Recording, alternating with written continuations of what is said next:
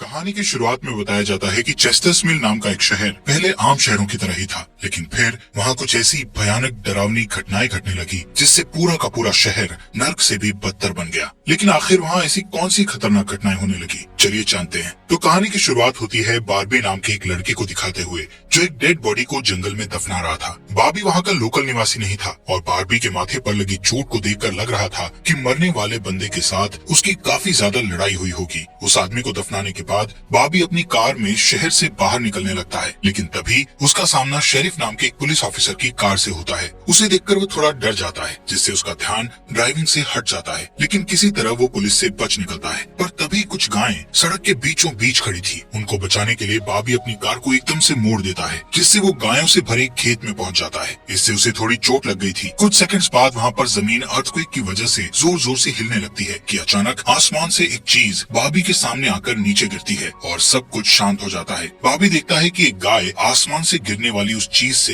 2 टुकड़ों में कट चुकी थी। वो डरा हुआ उस चीज को छूने लगता है तो उसे पता चलता है कि वो एक इनविजिबल वॉल है जो इतनी शार्प थी कि इसकी वजह से कई घर भी 2 हिस्सों में कट गए थे। तभी वहाँ जॉय नाम का एक लड़का आकर उससे पूछता है कि तुम ठीक हो या नहीं। वो भी उस इनविजिबल दीवार को देखकर शॉक्ड रह जाता है। दूसरी तरफ शेरिफ और लिंडा को खबर मिलती है कि उस पूरे टाउन की पावर सप्लाई कट गई है, फोन लाइंस बंद हो गई हैं और इंटरनेट भी काम नहीं कर रहा है। यहाँ तक कि सारे सैटेलाइट कनेक्शंस भी काम करना बंद कर गए थे। तभी शहर के ऊपर से उड़ रहा एक प्लेन उस इनविजिबल वॉल से टकराकर क्रैश हो जाता है, जिसे देखकर लोग और भी ज्यादा घबरा गए थे। और ये बात कंफर्म हो जाती है कि ये सिर्फ एक इनविजिबल दीवार नहीं बल्कि एक राउंड शेप डोम यानी गुम्बद है जिसने आधे शहर को कवर कर लिया है। वहीं दूसरी साइड हम एक रेडियो स्टेशन पर फिल और उसकी असिस्टेंट डोडी को देखते हैं जो सिग्नल लाने की कोशिश कर रहे थे। वो दोनों थोड़ा कंफ्यूज थे कि अचानक सिग्नल क्यों चला गया। यहाँ पर फिल को लगता है कि ये अच्छा मौका है उनकी रेडियो रेटिंग्स को हाई करने का, इसलिए वो दोनों सिग्नल को ठीक करने में लग जाते हैं। वहीं एक फायर ट्रक डोम की दूसरी तरफ से आ रहा था, जिसे देख बार्बी ट्रक वाले को इस इनविजिबल वॉल की तरफ इशारा करता हुआ उसे रुकवाकर क्रैश होने से बचा लेता है। थोड़ी देर बाद वहाँ इन्वेस्टिगेशन करने के लिए कुछ पुलिस वाले आते हैं, पर इस इनविजिबल डोम को समझना उनकी बस की बात नहीं थी। उसी समय वहाँ पर एक शहर का काउंसिलमैन जिसका नाम बिग जिम था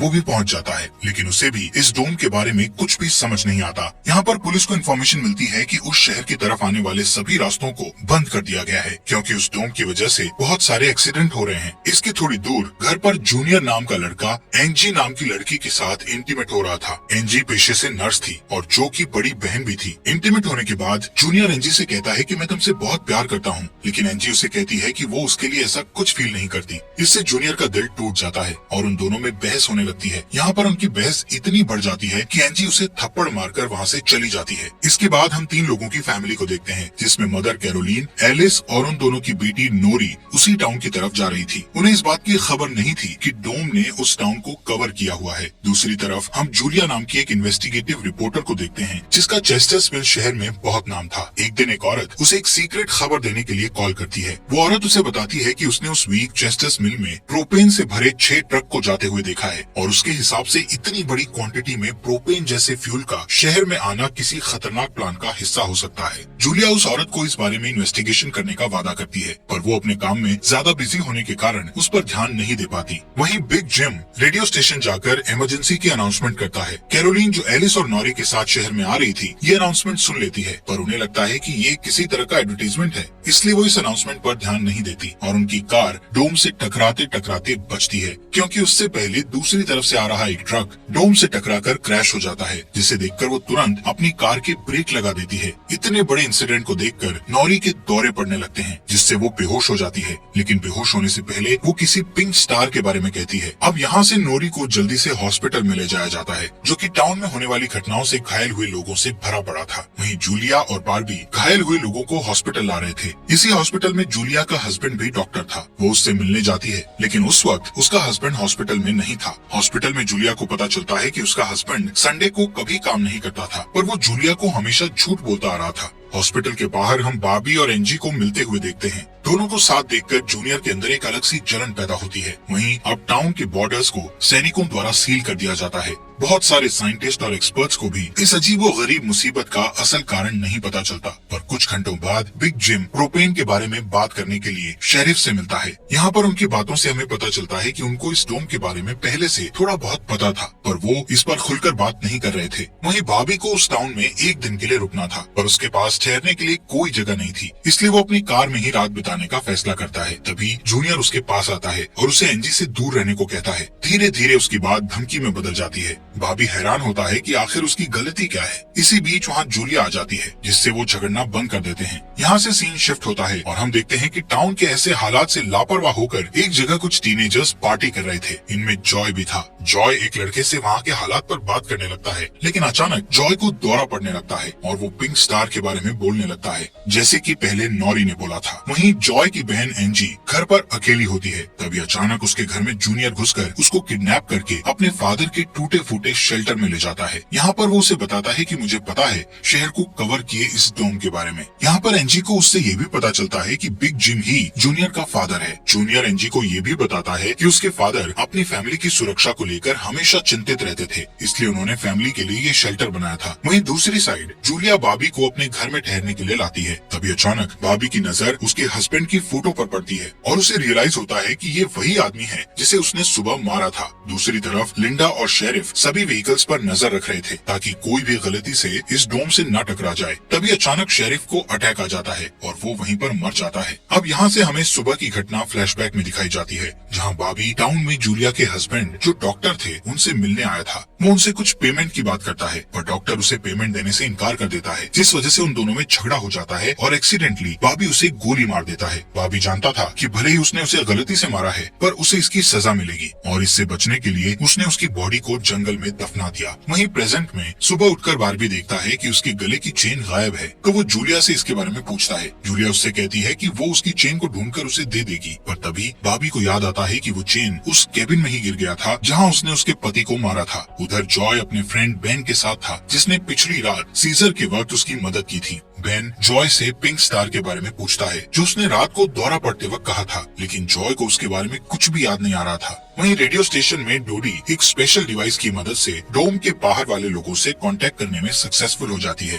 वो सोल्जर्स को आपस में बात करते हुए सुन सकती थी, पर वो उनसे कुछ नहीं कहती। वहाँ सोल्जर्स भी कंफ्यूज थे कि आखिर ये इनविजिबल वॉल क्या है। दूसरी तरफ बिग जिम रेस्टोरेंट में बैठा ब्रेकफास्ट कर रहा होता है कि लिंडा वहाँ आकर उसे शेरिफ के मरने की खबर सुनाती है, जिससे वो लोग तुरंत बंकर में डेड बॉडीज को दफनाने वाले के पास जाते हैं, जिसका नाम लेस्टर था। उधर एंजी शेल्टर में किसी को मदद के लिए बुलाने की पूरी कोशिश करती है, पर वो कामयाब नहीं होती। तभी जॉय वहाँ आता है और उसे चेन के जरिए बेड से बांध देता है। वहीं बिग जिम लेस्टर को अपने साथ लेकर आता है, जो कि शेरिफ का ही दोस्त था। शेरिफ की मौत से वो बहुत दुखी और परेशान हो जाता है। जब लिंडा उनके आसपास नहीं होती, तब वो और बिग जिम पिछले महीने होने वाले प्रोपेन के इंपोर्ट के बारे में बात करते हैं कि प्रोपेन के इंपोर्ट में उन तीनों का ही हाथ था और उन्होंने टाउन वालों से ये बात छुपाई थी। शेरिफ की मौत से ये कंफर्म हो गया था कि वो उनकी इन्वॉल्वमेंट के बारे में किसी को कुछ नहीं बता पाएगा, जो कि उनके लिए अच्छी खबर भी थी। उसी दिन बाद में लिंडा पुलिस स्टेशन आती है तो देखती है कि बिग जिम शेरिफ के ऑफिस में कुछ ढूंढ रहा है। लिंडा के पूछने पर जिम उसे कहता है कि वो वहाँ शेरिफ की वसीयत के पेपर्स ढूंढ रहा है, लेकिन असल में वो वहाँ प्रोपेन के इंपोर्ट से जुड़े पेपर्स को ढूंढने आया था, जो उसे और लेस्टर को परेशानी में डाल सकते थे। वो तुरंत बाहर आकर शेरिफ को बताता है कि मुझे लगता है वो पेपर शेरिफ के घर में होंगे, जिन्हें लाने के लिए वो लेस्टर को तुरंत उसके घर भेजता है। इसी बीच जूलिया जल्दी से रेडियो स्टेशन पर डोडी के पास जाती है, जहाँ वो देखती है कि वो लोग डिवाइस के जरिए डोम के बाहर खड़े सैनिकों की बातचीत सुन सकते हैं। उनकी बात सुनने पर जूलिया को पता चलता है कि वो लोग जमीन खोदकर डोम को बाहर निकालने की कोशिश कर रहे हैं, पर वो इस काम में कामयाब नहीं हो पा रहे हैं। इसके बाद जूलिया रेडियो के जरिए पूरे टाउन में डोम वाली खबर को फैला देती है, जिससे लोगों में डर पैदा हो जाता है और लोग घबरा जाते हैं। वहीं जॉय और बेन बॉर्डर के पास साइंटिस्ट को अपना काम करते हुए देखते हैं। साइंटिस्ट ये देखते हैं कि डोम के ऊपर पानी का क्या असर होता है, पर उन्हें ज्यादा कुछ समझ नहीं आ रहा था, जिससे वो किसी नतीजे पर नहीं पहुंच पाते। वहीं जॉय देखता है कि ये डोम एक छलनी की तरह है। वो बेन से बताता है कि इस डोम में से बिल्कुल मामूली सा पानी आर पार जा सकता है। दूसरी ओर बारबी अपनी चेन ढूंढने जूलिया के हस्बैंड डॉक्टर के केबिन में जाता है। वहाँ उसे उसका चेन मिल जाता है, पर तभी जूनियर वहाँ आकर उसे देख लेता है। जूनियर उससे पूछता है कि क्या तुम एंजी के साथ सोए थे।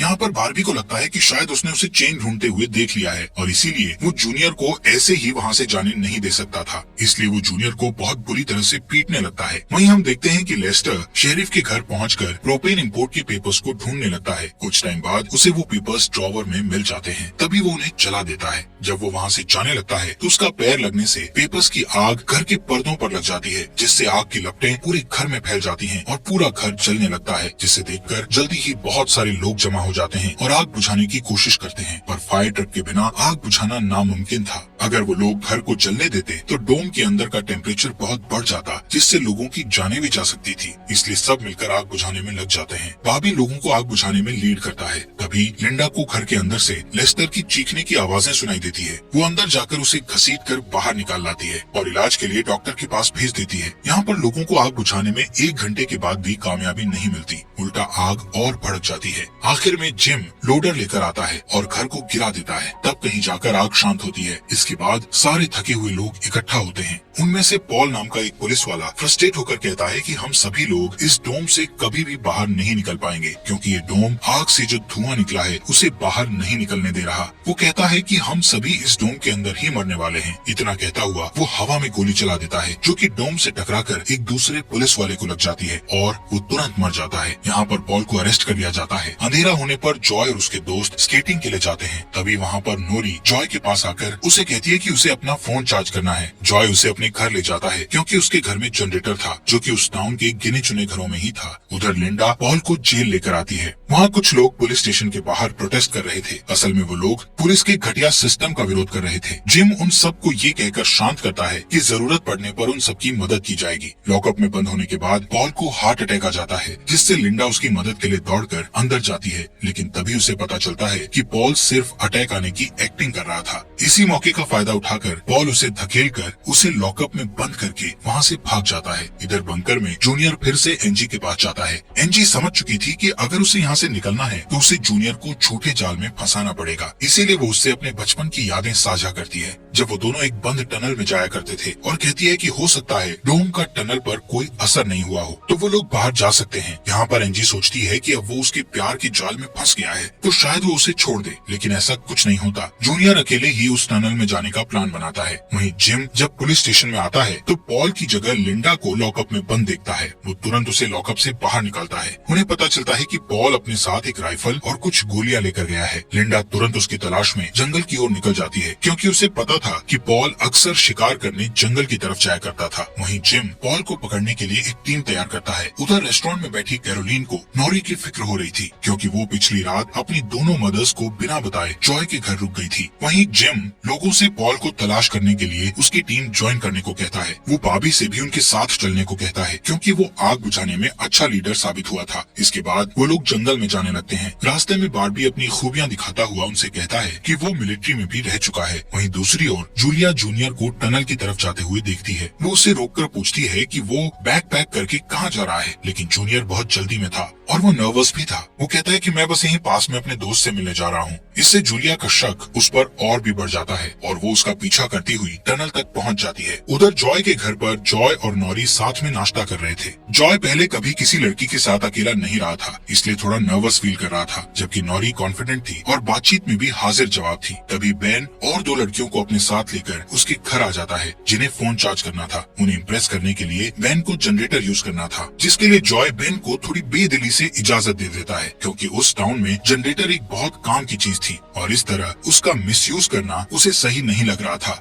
उधर जंगल में हम देखते हैं कि सर्च टीम पॉल को ढूंढ लेती है, पर उसी टाइम पॉल एक लड़के की टांग में गोली मार देता है। दूसरा लड़का भी उसे संभालने के लिए वहीं रुक जाता है, जबकि जिम और बार्बी पॉल के पीछे भागते हैं। दूसरी तरफ जूनियर टनल के आखिरी सिरे पर पहुंच जाता है, जहां पहुंचकर उसे पता चलता है कि डोम ने टनल को भी कवर किया हुआ है। वो दीवार के बिल्कुल करीब पहुंच जाते हैं, जिससे उसकी टॉर्च जलने लगती है। तभी जूलिया वहां आकर उसे वार्न करती है। जूलिया को देखकर जूनियर को बहुत गुस्सा आता है, क्योंकि वो उसका पीछा कर रही थी। इस बात से जूनियर पागलों की तरह उस इनविजिबल वॉल को मुक्के मारने लगता है, जिससे जूलिया उसे रोकती है। फिर दोनों बैठकर बात करने लगते हैं। जूलिया उसे बताती है कि अपने पास्ट में की गई एक गलती की वजह से वो जर्नलिस्ट की इस बेकार सी जॉब में फंस गई है। उधर जॉय का घर लोगों से भर जाता है, जो अपनी अपनी जरूरत के लिए उसके जनरेटर को यूज करने के लिए आए थे। एक बदमाश लड़का लोगों से जनरेटर यूज करने के बदले में पैसे वसूलने बोलने की कोशिश करता है, जो कि उसका था ही नहीं, लेकिन उसके खिलाफ बोलने की किसी में हिम्मत नहीं थी। ये देखकर नोरी सब कुछ हैंडल करने के लिए आगे बढ़ती है, पर मामला और भी ज्यादा गर्म हो जाता है। लेकिन इससे पहले कि कुछ गलत होता तभी लाइट ही चली जाती है। नोरी इस बात से बहुत खुश होती है कि जॉय ने उस बहस में उसका साथ दिया। वहीं जंगल में बॉबी और जिम पॉल तक पहुंच जाते हैं, पर पॉल ने अपनी राइफल निकाल रखी थी, जिससे वो जिम को मारने ही वाला था कि तभी पीछे से लिंडा आकर उसे शूट कर देती है। दूसरी साइड कैरोलीन जॉय के घर जाकर अपनी बेटी नोरी से मिलती है। वो नोरी से कहती है कि उसे थोड़ा जिम्मेदार बनना चाहिए। उसकी डांट सुनकर जॉय और नोरी एक दूसरे का हाथ पकड़ लेते हैं, जिससे एक स्ट्रेंज स्पार्क पैदा होता है और उसी वक्त दोनों को दौरे पड़ने लगते हैं। वो दोनों एक साथ किसी पिंक स्टार के बारे में बात कर रहे थे। उधर जूनियर शेल्टर में एनजी के पास जाता है, लेकिन इस बार उसके हाथ में फर्स्ट एड किट थी। एनजी उसके जख्मों पर मरहम पट्टी करती है और चुपके से सीजर अपने पास रख लेती है। वहीं हम देखते हैं कि जूलिया और बार्बी दिन भर की थकान के बाद वापस घर लौटते हैं, लेकिन जूलिया जूनियर की बातें सुनने के बाद से ही बार्बी पर शक करने लगी थी और जब बार्बी नहाने जाता है तो जूलिया उसका सामान चेक करने लगती है। दोस्तों, हमारे फॉक्स एक्सप्लेनर हिंदी चैनल को सब्सक्राइब करना मत भूलना। और आपको ये अंडर द डोम सीरीज यहाँ तक कैसी लगी, इस सीरीज के नेक्स्ट एपिसोड लाएं या नहीं, कमेंट बॉक्स में हमें जरूर बताएं।